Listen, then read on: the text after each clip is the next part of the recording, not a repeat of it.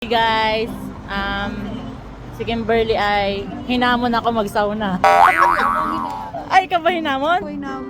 So magsasauna ka na after years. after 7 years. Magsasauna na siya. So punta kami ng Daiso.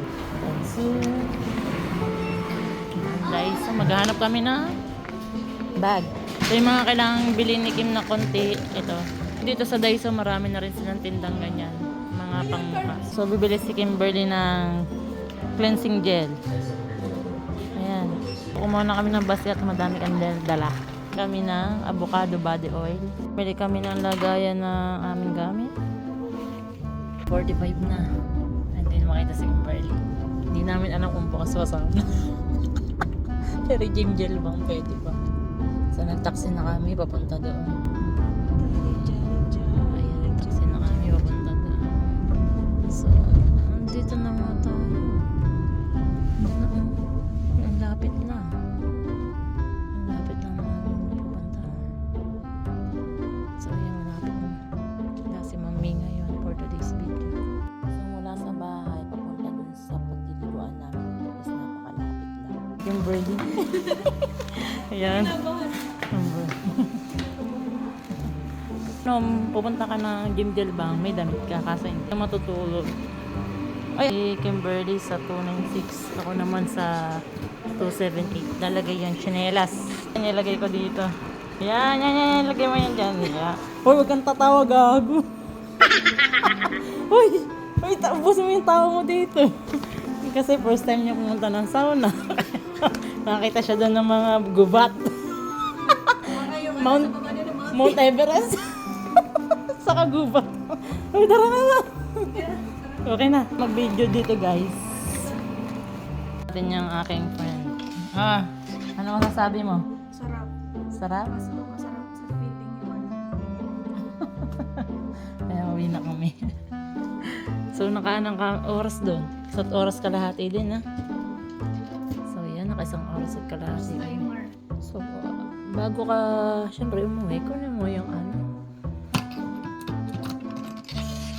Yung chipepe. Tapos, kunin mo yan. Huwag mo iwan yan. So, ito na yung after. Blooming ko. Chipepe. Kasi, wait, alis ka na. Oh, aguya.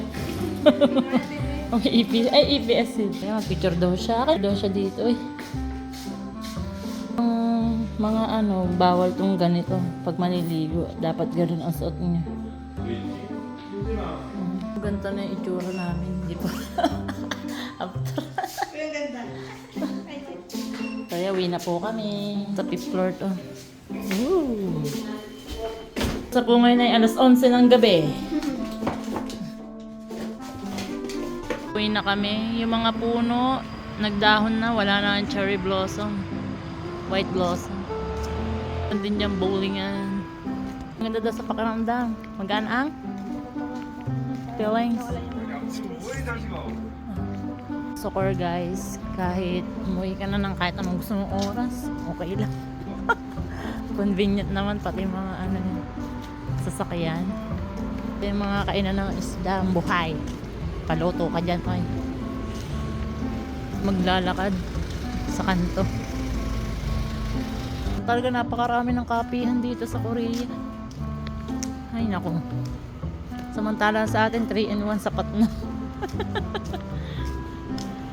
Marami rin inuman dito. Ayan. Yan ang mga gusto namin. Inuman. Kara-kara tejon. Yan din. Bilihan ng manok. Mostly talaga inuman. Dami kasi stress dito eh.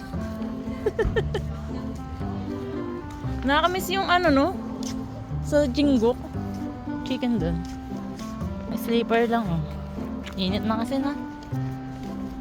Mainit na. Medyo malamig lang ng konti ngayon kasi parang na siya.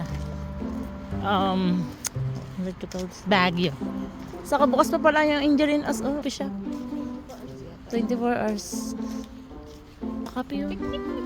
24 hours. North Face.